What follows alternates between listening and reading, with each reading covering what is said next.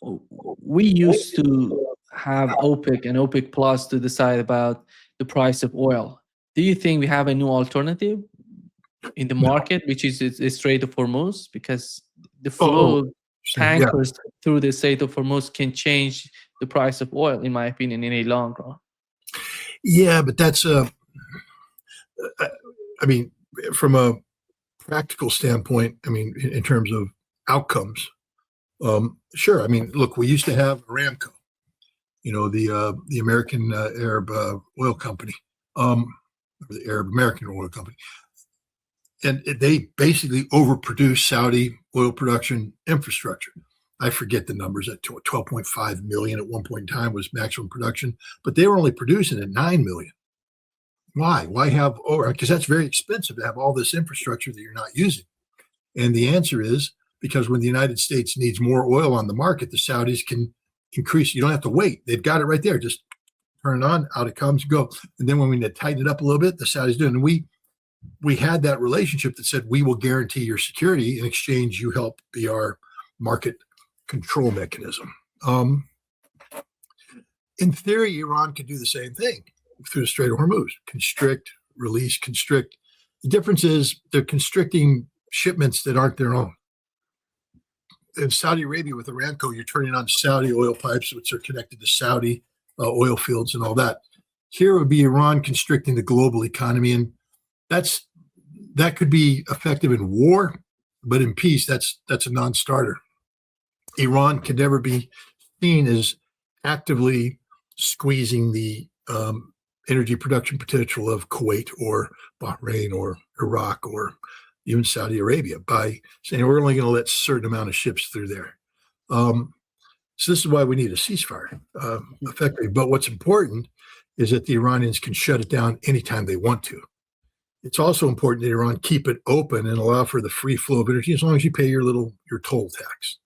$2 million a ship, I think, is what they're charging, depending on the cargo. But let that happen, and you're good to go. But I don't think Iran is going to be controlling because that's not Iran. First of all, Iran's never said that they're going to become the arbiter of who makes money, who doesn't make money. Iran believes that all nations that produce energy are sovereign nations, and that's their sovereign decisions. And I believe Iran would support that as long as nations aren't positioning themselves. So I think part of the regional security framework has to include an energy security component, where, in addition, if you have non-aggression pacts, it means Iran doesn't fear overnight the Strait of Hormuz being shut down, which means Iran then must commit to the free flow of energy.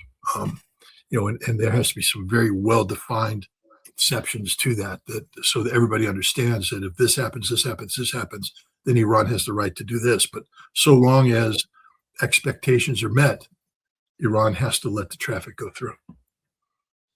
Yeah, I think that's why I would say Israel is losing Saudi Arabia and Qatar, because the situation, the calculation on the part of these governments in these countries has totally changed. And do you think that is there any way for Israel to do something about it, or to reverse what's going on with the case of Iran? Because Saudi Arabia and Qatar are, I would say, so much dependent on Iran right now. It doesn't matter if they're going to rebuild or they're going to build new pipeline, but they're not going to get everything out of their countries by these pipelines. They're going to be dependent on the Strait of Hormuz. Not only when it comes to the Strait, we have the internet cables that they're talking. Many people are talking about that in Iran right now. Yeah. This is. I remember in the 1990s, I had a conversation with the Israelis about the growing threat of Hamas.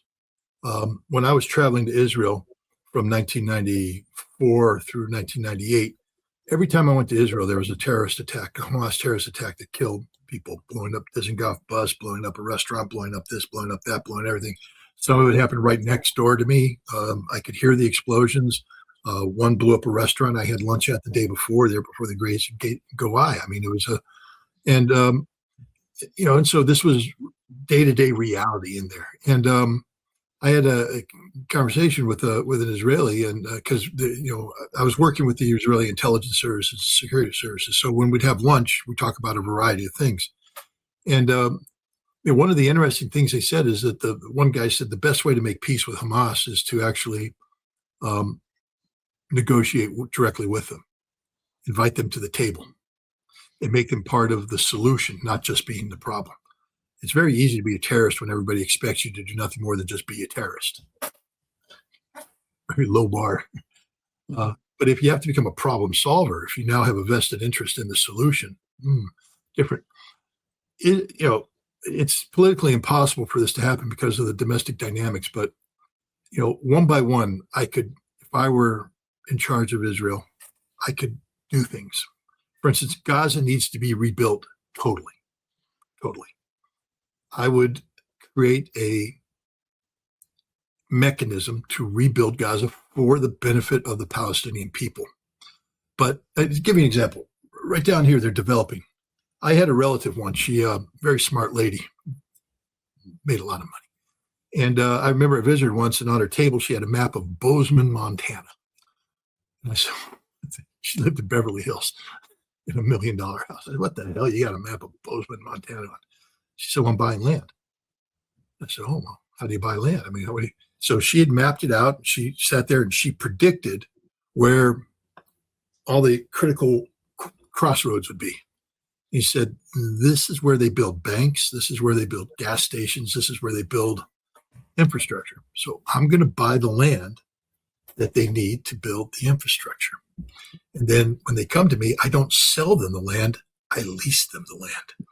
So I keep a continuous fleet and I keep control over the situation. So if they ever piss me off, I can sell the land and their bank is gone. It has to go. And I went, well, that's sort of evil genius. And it was.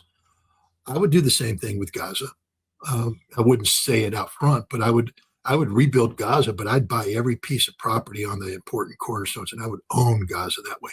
And I'd make sure the Gaza people prospered, but they also understood at the end of the day who controlled what.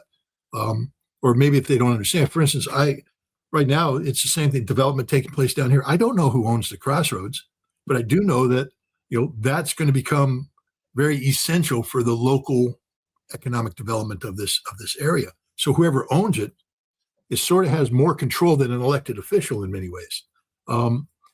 That's how. So I could solve the Gaza problem without any military force and actually rebuilding and making it look good. But at the end of the day, I have direct control over what happens in Gaza. I could do the same thing in Lebanon. I could withdraw completely from Lebanon.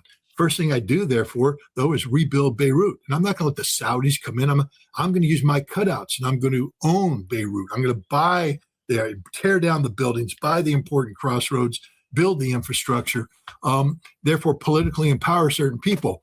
Rather than seeking the isolation of Hezbollah, I would seek the co-option of Hezbollah.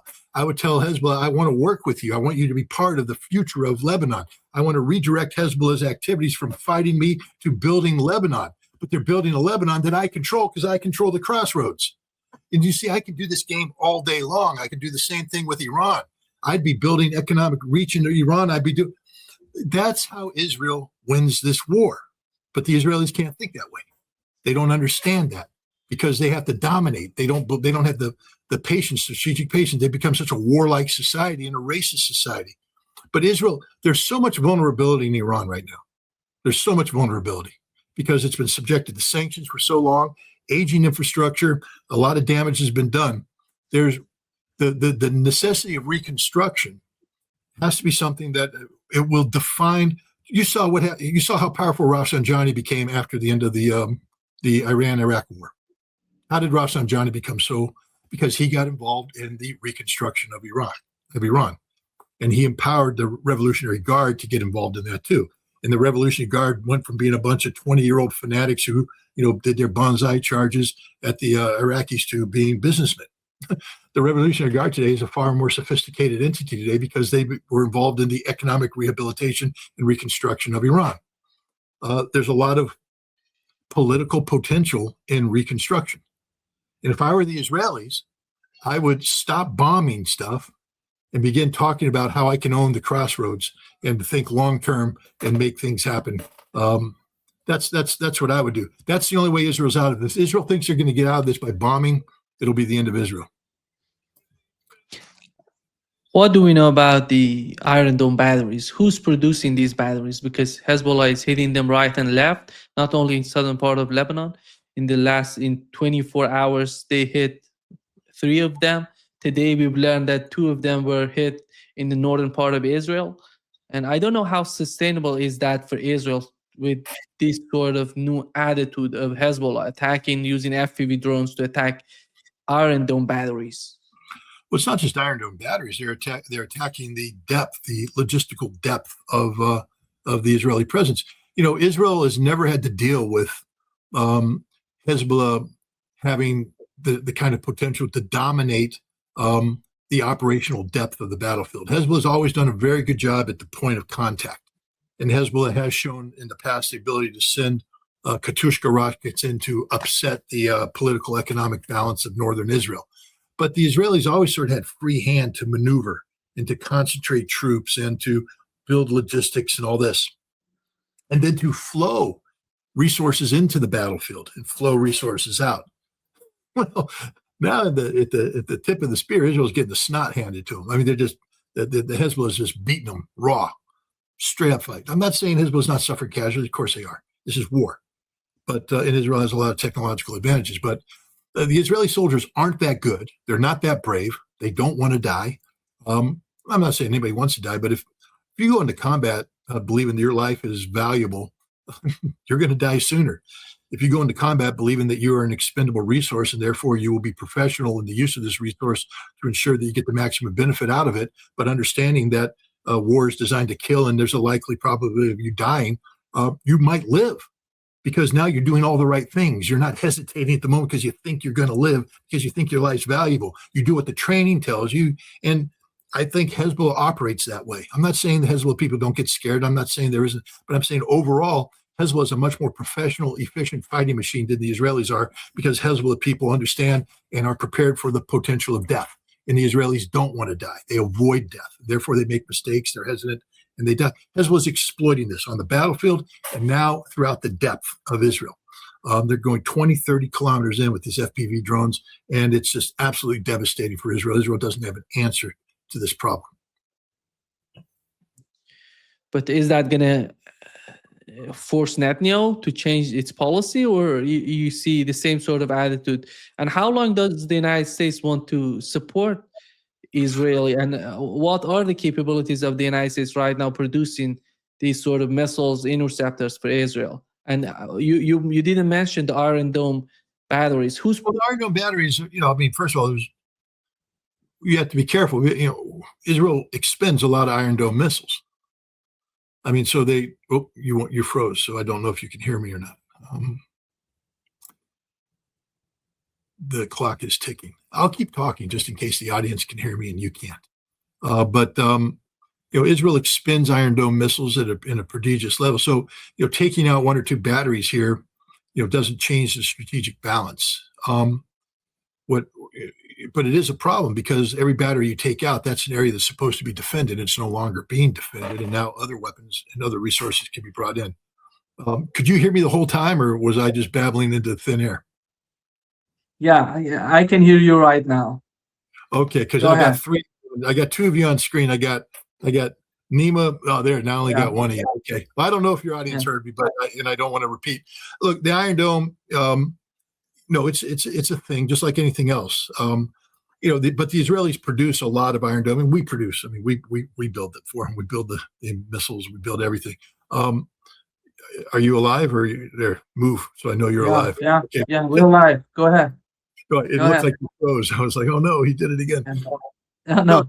But no, this is a problem. When you take out Iron Dome, I'm not so worried about the impact that has on production. What it represents, though, is that Hezbollah can now dictate, operational realities into the depth. The Iron Dome is supposed to protect. You don't just put Iron Dome haphazardly. One of the things the Israelis taught me, I mean, it was actually brilliant. We were trying to look for installations of value in Iraq. And Iraq's a big country. So what the Israelis did is they sat there and they plotted every air defense installation in Iraq. plotted it out, and then you have, you have the roll-ins and other things that are only used to protect high value things. So you look where the roll-ins are, you assess it based upon the threat dynamic that's coming in. You start drawing arrows where the air defense is laid out to defend against a threat coming here, and you get the intersection of the threat arrows, and you go, there's something valuable right here. And then you start looking around and going, look at that. Look what's going on. Over time, they built a new road here. They brought in power here. There's something happening in this spot. Okay, now we're on to something. So when Israel puts Iron Dome down or something, they're protecting something. Because the Israelis, when we projected onto Iraq, doing this, what I thought was brilliant, air defense pattern analysis, the Israelis are projecting on that because they understand that they deploy air defense in a similar fashion. This is a big hint to the Iranians right now. If you want to know where something value is in Israel, plot out all the air defense and do what I just told you, because that's how the Israelis think. Things of value. But that's, I'm going to get in trouble for saying that. I'm not here giving advice to the Iranians. Anybody who's fighting a war, do air defense. You Ukrainians, you can do that against the Russians. And you Russians, you can do that against the Ukrainians. I'm an equal opportunity air defense pattern analysis guy.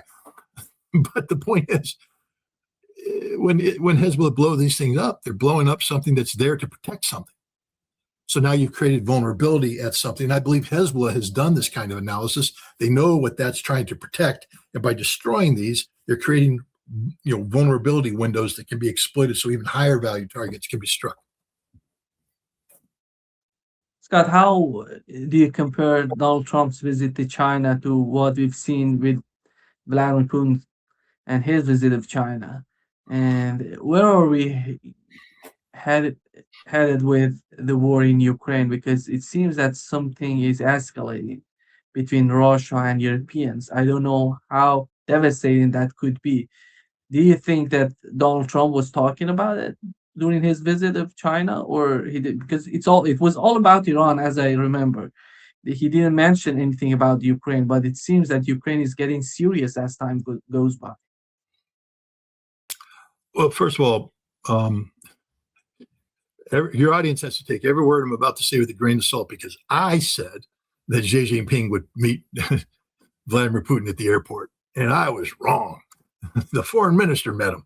Now, the foreign minister is a member of the Politburo, and the vice president who met Donald Trump isn't a member of the Politburo. So there was an upgrade, but my sinology skills are off a little bit, So it is what it is. But look, these are two totally different meetings. The outcomes are totally different. China was seeking to manage the United States, and the United States was seeking to manage China.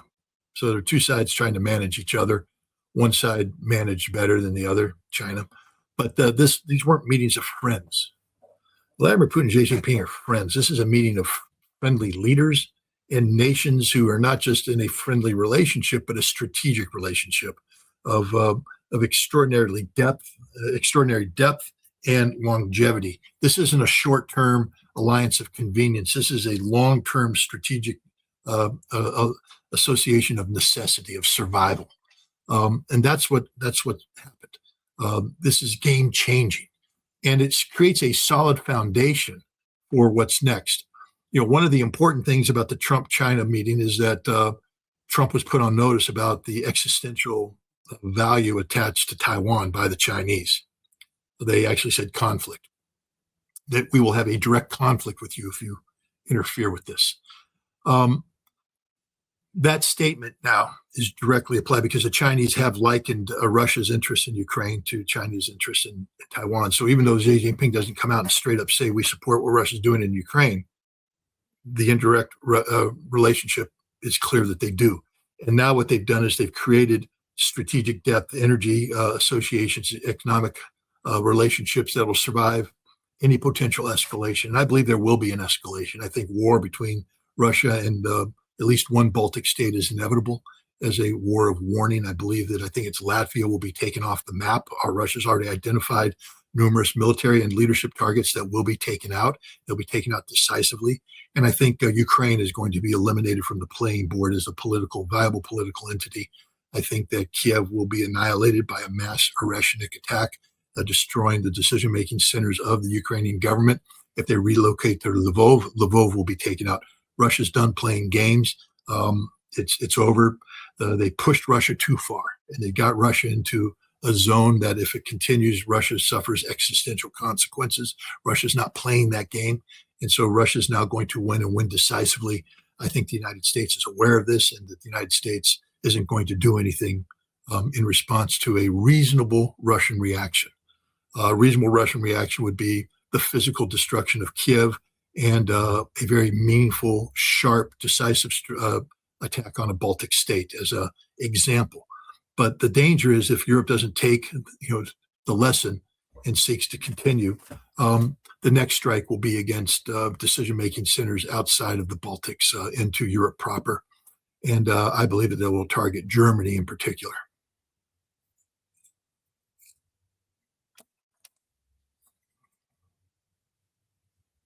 It seems that Latvia is asking for nuclear bombs to be sent to their territory. I don't know how Donald Trump, what we expect from Donald Trump, but with the war in Iran, nobody would understand what would happen with the Trump administration. Are they going to do that, in your opinion, Scott? Say it one more time. You broke up. Can you hear me, Scott? Now I can hear. Could you ask the question one more time? This has to be the last question because I got to go. But what's the question? Can you repeat the question? Scott, can you hear me? I can hear you. You have to repeat the question. How do you find the situation with Latvia? You said that. Yeah. The question is that Latvia is asking for nuclear bombs to be sent to their country. Is the United States going to do that? No, not at all. That would be the kiss of death. Nuclear bombs to Latvia. Is that going to happen? No, the United States will not send nuclear weapons to Latvia. They will not do it. That's a bilateral agreement that goes beyond it. The United States won't do that.